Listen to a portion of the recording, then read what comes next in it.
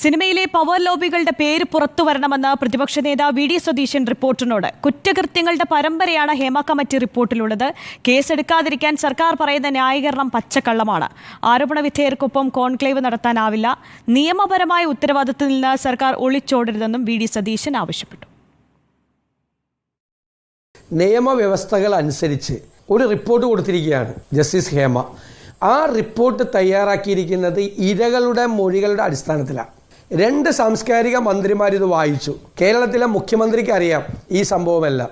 അപ്പോൾ ഒരു കുറ്റകൃത്യങ്ങളുടെ ഒരു പരമ്പര, പ്രത്യേകിച്ച് സ്ത്രീകൾക്കെതിരായ അതിക്രമം നടന്നുവെന്ന് തെളിവുകളുടെ പിൻബലത്തോടു കൂടി ഒരു കാര്യം ബോധ്യപ്പെട്ടിട്ടും കേസെടുത്തില്ല എന്നത് പോട്ടെ, ഒരു അന്വേഷണം പോലും നടത്തിയില്ല. ഗവൺമെൻറ് പറയുന്ന ന്യായീകരണം പച്ചക്കള്ളമാണ്. എന്ത് കോൺക്ലേവാണ്?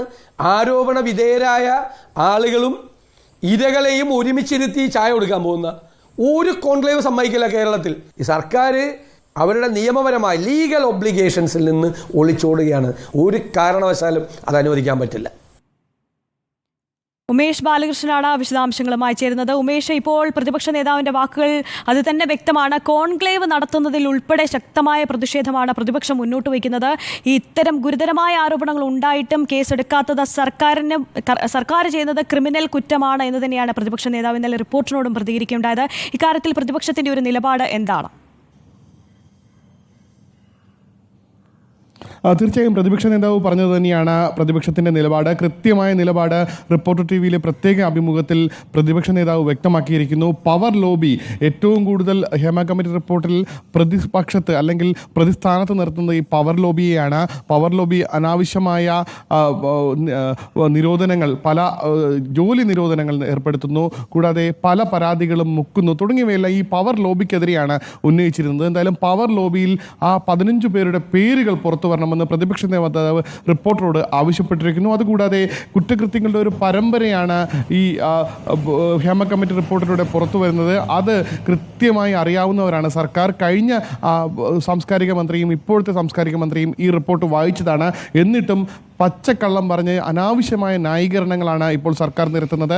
നേരത്തെ പറഞ്ഞതുപോലെ കുറ്റക്കാരെ ഒന്നിച്ചിരുത്തി ഒരു കോൺക്ലേവ് നടത്തുക അത് ശരിയായ രീതിയല്ല. അതുകൊണ്ട് തന്നെ നിയമപരമായ ഉത്തരവാദിത്തത്തിൽ നിന്ന് സർക്കാർ ഒഴിഞ്ഞു മാറരുത് എന്നുള്ളതുമാണ് പ്രതിപക്ഷം പറയുന്നത്. എന്തായാലും പ്രതിപക്ഷം കൃത്യമായ നിലപാടുമായി ഈ വിഷയത്തിൽ മുന്നോട്ട് പോവുകയാണ്. സ്വാഭാവികമായി സർക്കാർ ഈ വിഷയത്തിൽ ഹേമ കമ്മിറ്റി റിപ്പോർട്ടിൽ പൊതുജനങ്ങളുടെയും ഒപ്പം വനിതാ സംഘടനകളുടെയും WCC അടക്കമുള്ള സംഘടനകളുടെയും നിലപാടിൽ ഒപ്പം ചേർന്നുകൊണ്ട് പ്രതിപക്ഷ നേതാവും കൃത്യമായ നിലപാട് വ്യക്തമാക്കിയിരിക്കുന്നു. പ്രതിപക്ഷത്തിൻ്റെ നിലപാട് തന്നെയാണിത്. എന്തായാലും വരും ദിവസങ്ങളിൽ ഈ സർക്കാർ കോൺക്ലേവുമായി മുന്നോട്ട് പോവുകയാണെങ്കിൽ എങ്ങനെയാകും പ്രതിപക്ഷം ഈ കോൺക്ലേവിനെ അടക്കം നേരിടുക എന്നുള്ളതും ഏറ്റവും നിർണായകമാണ്.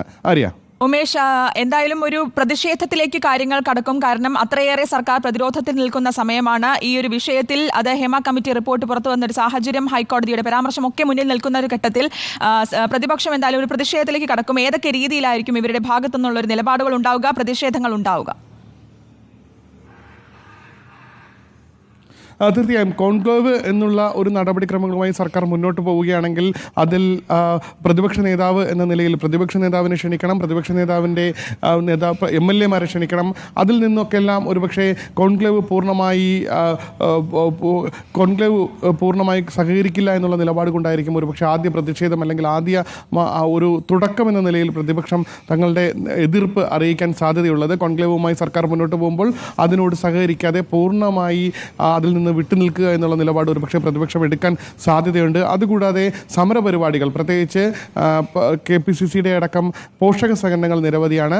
വനിതാ സംഘടനകൾ, മഹിളാ കോൺഗ്രസ് അടക്കമുണ്ട്, ഒപ്പം യുവജന സംഘടനകളുണ്ട്. ഇവർ ഈ ഒരു സമരപരിപാടിയുമായി മുന്നോട്ട് വരുമോ അതോ KPCC സ്വന്തം നിലയിൽ തന്നെ ഒരു സമരപരിപാടികൾ ആലോചിക്കുമോ എന്നുള്ളതും വന്നിരുന്ന ഉടൻ കാണണം. ഒപ്പം UDF ഇതിൽ എന്ത് നിലപാടെടുക്കും? KPCC പ്രസിഡന്റ് പറഞ്ഞത് തന്നെയാണ് UDF-ൻ്റെ നിലപാടാകാൻ സാധ്യത. എന്തായാലും UDF ഏത് രീതിയിൽ പ്രതിഷേധവുമായി മുന്നോട്ട് വരും, UDF-ൽ ഇതിനൊരു ഏകോപനം ഉണ്ടാകുമോ തുടങ്ങിയ കാര്യങ്ങളെല്ലാം ഇനി അറിയേണ്ടതുണ്ട്. എന്തായാലും കോൺഗ്രസ് കൃത്യമായി സർക്കാർ നിലപാടിനെതിരാണ്. കാരണം പൊതുസമൂഹത്തിൽ നിന്നടക്കം ഈ ഒരു ഹേമ കമ്മിറ്റി റിപ്പോർട്ടിൽ സർക്കാർ വിരുദ്ധമായ നിലപാട് തന്നെയാണ് എടുത്തു പോരുന്നത്. അതുകൊണ്ട് തന്നെ പ്രതിപക്ഷം ആ നിലപാടിനൊപ്പം നിൽക്കുമെന്നുള്ള കാര്യത്തിൽ ഒരു സംശയവുമില്ല. എന്തായാലും പ്രതിഷേധ പരിപാടികൾ ഏത് രീതിയിലായിരിക്കും എന്നുള്ളത് വരും ദിവസങ്ങളിൽ നമുക്ക് കാണാം. ആര്യ? വ്യക്തമാണ്. എന്തായാലും സിനിമയിലെ പവർ ലോബികളുടെ പേര് പുറത്തു വരണമെന്നാണ് പ്രതിപക്ഷ നേതാവ് വി ഡി സതീശൻ റിപ്പോർട്ടറിനോട് പറഞ്ഞത്. കുറ്റകൃത്യങ്ങളുടെ പരമ്പരയാണ് ഹേമ കമ്മിറ്റി റിപ്പോർട്ടിലുള്ളതെന്ന കാര്യം കൂടി അദ്ദേഹം പറയുന്നു. അപ്പം ഈ കേസ് എടുക്കാതിരിക്കാൻ സർക്കാർ പറയുന്ന ന്യായീകരണം പച്ചക്കള്ളമാണെന്ന് കൂടി വി ഡി സതീശൻ പറയുന്നു. ഉമേഷ് ബാലകൃഷ്ണനാണ് വിശദാംശങ്ങൾ നൽകിയത്.